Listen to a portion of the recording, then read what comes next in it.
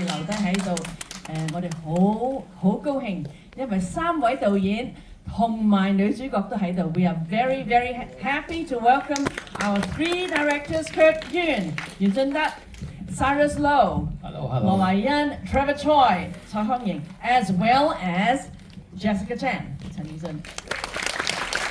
Thank you。時間唔係好多 ，we don't have a lot of time, so if you have a question, please raise your hand。有問題請你哋舉手。OK， 第一個呢度，第二個舉定第二個係邊個唔知 ？OK， fine。First one。Hello， 你哋3位導演好。咁我其實好有興趣想知道，其實你哋係本身嗰3個故事係一齊度啊，定分開度？而因為見你緊扣住成個故事啦，即係本身係咁樣 plan 啦，定係你哋睇完上一個導演之後再接住咁樣拍嘅？你比較有興趣了解呢樣嘢。Thank you. I want to know how you actually devise, or whether the 3 interlocking stories are actually basically created or projected as one whole, or whether it was actually, after one story had been developed that the second one follows. 我答先啦。我係第一 part 嘅每個行嘅導演袁俊德啦。咁其實呢個故事開始就係我哋3個喺多倫多遇到之後，就會諗住拍啲嘢啦。咁阿 Trevor 咧就諗到不如拍翻我哋個城市叫 Hkiff 啦，咁即係叫做一個多倫多好出名嘅華人區啦。咁有呢樣嘢之後咧，咁我哋開會啦，其實就都係諗住係有3 part 嘅，但係又唔想係即係好似分段完全唔關係。咁就不如大家 base on 即係 Hkiff 呢個城市，大家諗啲嘢啦。咁所以就其實各自都有諗法嘅。咁我其實應該係我第一個諗，即係我想拍大劫嘅。咁之後其實有少少似接龍咁，佢哋就咁阿 Cyrus 就影頭啦，我第2啦，咁佢第3咁樣就咁簡單嘅。Okay, sorry. The 3 of us got together, and we really do want to make a film together. So that's actually very important. And the thing is, it was actually Trevor's Trevor's idea to actually do something like this. And I'm Kurt. I'm the person that actually made River Red, which is the first segment. What I think you should know is that I actually had the idea that I want to actually shoot a film about robbery. And then after I talked about that, then immediately the second person, as in Cyrus, we thought of something else that would follow, and so one follow and another. Okay? 好，下一個 next question. No question. No question. 咁我就要問，真係冇啊？你冇問題啊 ？Okay, no question. 想問問 Jessica， 你呢次第一次拍 feature film 有乜嘢感覺 ？This is Jessica's debut in a feature film. Hey, clap， 拍手。又叫做 Circle Team， I love that name。Circle 講下點樣，即係個感受啊，或者個經歷啊等等。首先其實第一次主演一套戲啦，咁我就覺得好緊張，好緊張。同埋我覺得呢套戲對於我嚟講個難度就係首先第一樣嘢，佢係要用3種唔同嘅語言嚟演啦。咁對於我嚟講，雖然即係我過去嘅2-3年都有好多唔同嘅關於演戲上嘅訓練，但係真係冇試過一次過就用3文2語去演戲。咁我覺得其實唔同語言喺唔同嘅語境都有唔同啦，咁就用唔同嘅演戲方式啊，唔同嘅語調。咁呢一個都係對於我嚟講係一個幾難忘同埋幾寶貴嘅經驗嚟嘅。Well, actually, this is my debut. First time actually starring in a feature film, and actually remember that I actually have to speak English, Cantonese, and Putonghua. So it's really not so easy. Also remember that different languages, you have different tones, and there's a lot to actually adjust. Although I've actually been taking and have been training in acting, but this is really something that is new for me.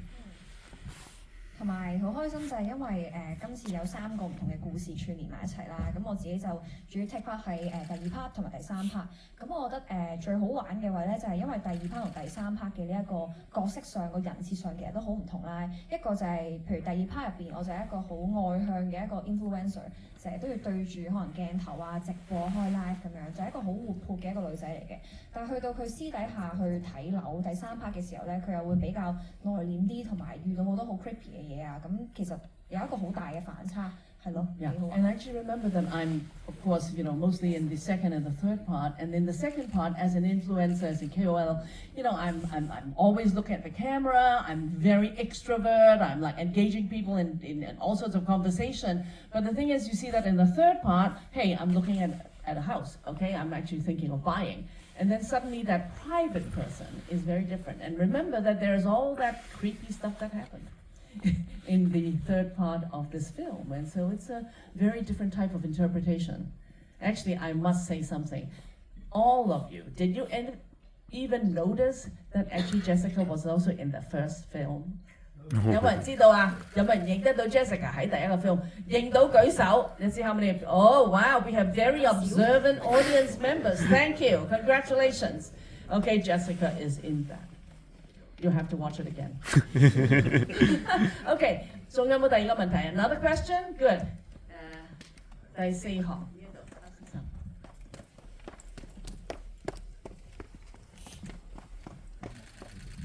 你好，我想問下各位導演咧，呢條片咧同之前我睇過電影係11:40有冇參考啊？嗰啲有一啲諗法咧，可唔可以話俾大家知？你講多次對唔住，係同之前嘅同佢哋無關嘅電影喎。係，我覺得係結構相當可視有啲相似嘅，我覺得係咁我各位導演咧。Okay, there was a film by the name of 11:40分。係冇錯。I don't know. There's a film that's called 11:40, and is that in any way influential to you? 都冇嘅。Sorry, they don't know 嚇。我哋有其他參考嘅。But there are other references. 包括因為我哋三個要 set 一個 tone 嘅時候，咁我哋都希望會有啲黑色幽默啊。包括亦都有俾 Jessica 睇啊，即係反而我哋會如果話參考有一個喺美國都係講一啲 racial 問題嘅劇叫做 Atlanta， 咁嗰個係即係我哋套戲都有啲 surreal 嘅 element 啦，咁就有少少 influence by 嗰個劇集嘅，咁另外就係 structurally 可能係 Pulp Fiction 咯。OK， 好啦，其實咧。我英文。Okay, actually we have a number of different references. Actually, one of them is actually Atlanta. For those of you who know it, it actually touches on racial issues. And also remember that we actually want to have some dark humor in this and satire. So it's that type of a tone. And if you talk about the structure of this, for us it's Pulp Fiction. Okay, thank you. Another question? 仲有冇問題？呢一度係跟住嘅第五行中間。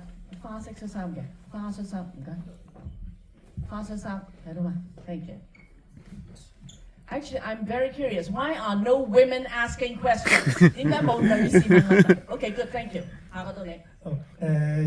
首先多謝三位導演拍咗一套好好嘅戲，因為我自己都係加拿大移民翻嚟嘅，咁我覺得呢套戲都好反映到嗰度當地啲華人生活艱苦嘅嗰一面啦，特別係喺 basement 走出嚟嗰一面好 touching。因為俾我感覺就係 Sorry 問題好擔唔擔心？定係你翻譯嘅先？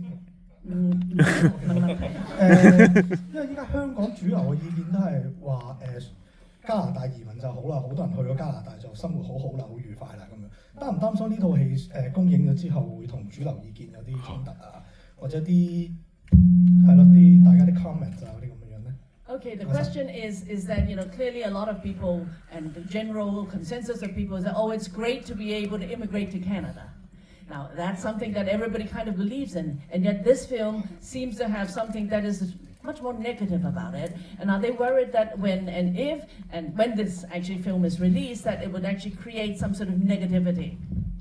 首先我希望呢套戲會有公映啦。另外咧就係。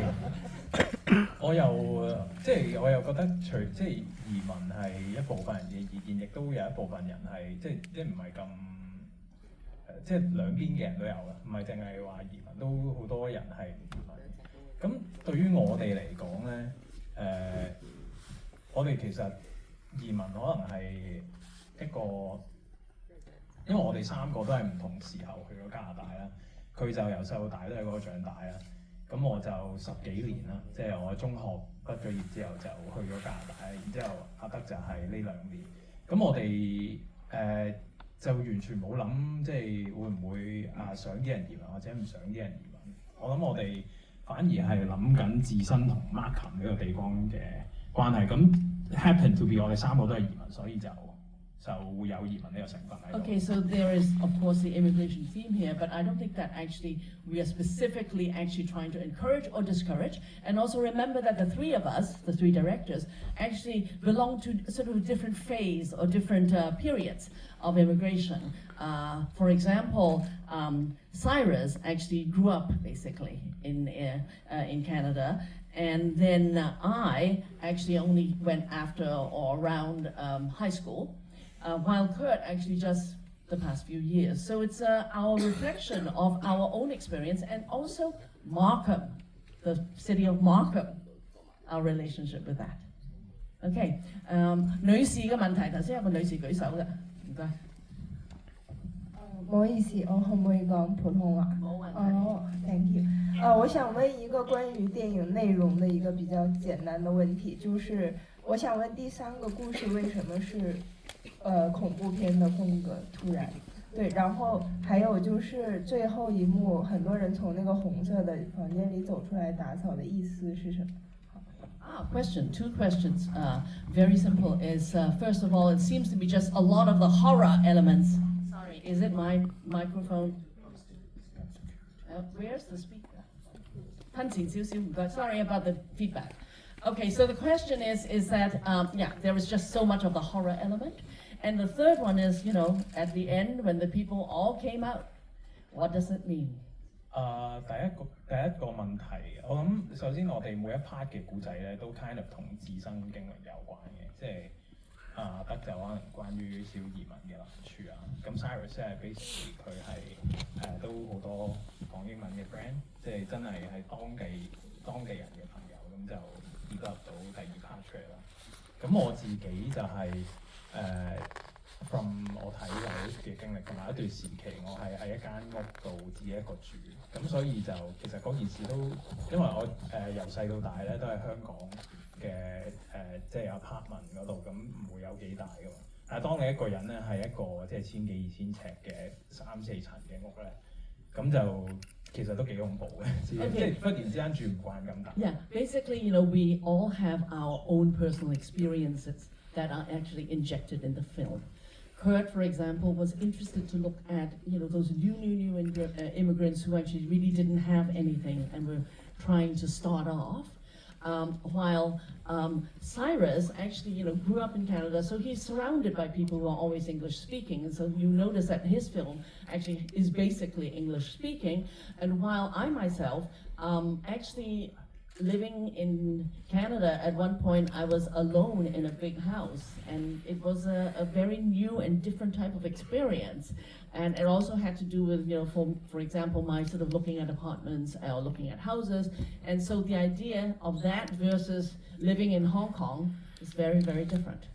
咁同埋想補充嘅就係，因為我發現華人去到多倫多啊，或者溫哥華嗰啲地方咧，都好中意睇樓嘅。即係我啲阿叔啊、姨媽姑姐嚟探我嘅時候咧，可能嚟2個星期，咁加拿大又冇乜嘢玩咧，咁就於是都會有1-2日係 dedicate 去睇下佢啲大屋啊、apartment 咁樣。咁有好幾次咧，我去到個 basement 咧，仲要係 unfinished 咧，咁就覺得嗰件事其實都幾恐怖嘅，即係你要跟一個唔識嘅人，即係一個經紀咁樣，就去到一個咁樣嘅空間，即係乜都可以發生㗎其實。Right. Okay, so apparently looking at real estate is a real pastime of people who go and visit Canada because they actually like doing that, partly because there's not much else to do in Canada. And so often, even if my aunts and uncles, you know, friends would come, they would devote 1 or 2 days just to look at houses.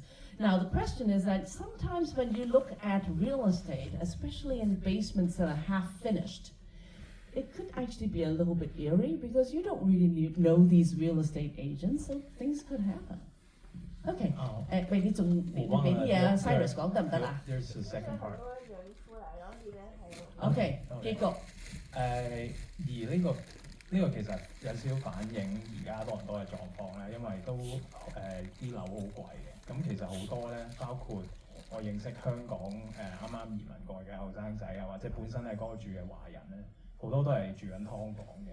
咁我就覺得好 ironic 啦，即係因為亦都好多華人喺當地度有搞劏房呢樣嘢。So subdivided flats is not just a Hong Kong thing. It also happens in Canada.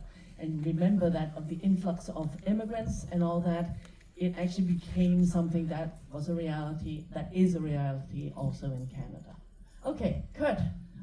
唔係 Kurt，Cyrus， 你講最後幾句啦，因為我哋真係冇乜幾多時候。Another question maybe actually addressing our second film because it has some very interesting moments. If nobody has, then I will ask. Somebody has a specific on the second film? No? Oh yes. Okay, good. 好快啊嚇，唔該。